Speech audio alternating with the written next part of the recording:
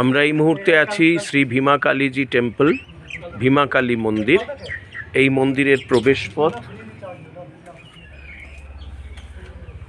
13th সেঞ্চুরিতে এই মন্দিরটি নির্মিত হয়েছিল।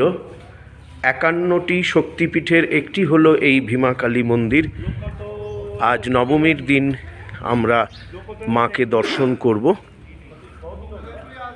বাইরে থেকেই ভিডিও করছি, ভেতরে করা যাবে না। মন্দিরটি আপনাদের দেখাচ্ছি।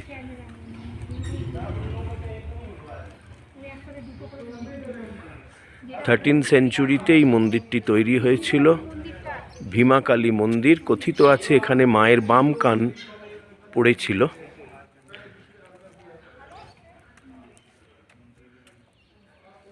মন্দিরের ভিতরে মূর্তির কাছে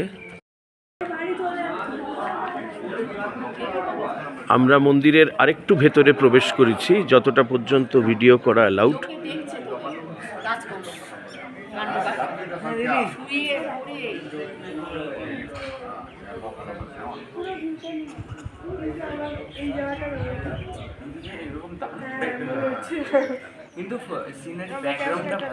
ভীমা কালী মন্দির।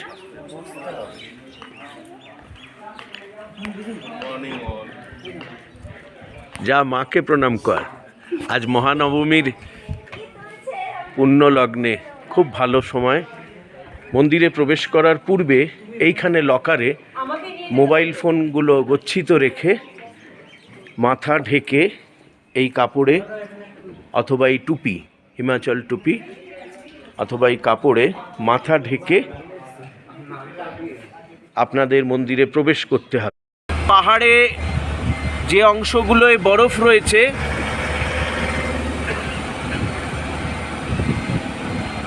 শ্রীখণ্ড কৈলাস,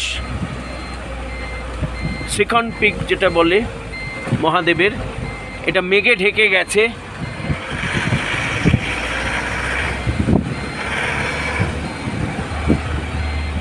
আমরা যাচ্ছি কিন্নর কল্পা, ওখান থেকে আমরা কিন্নর কৈলাস দেখব। এটা শ্রীখণ্ড।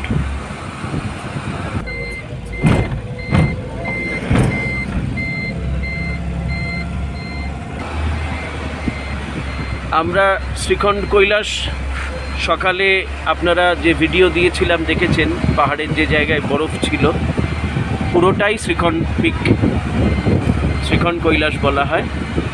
পঞ্চ কৈলাসের একটা।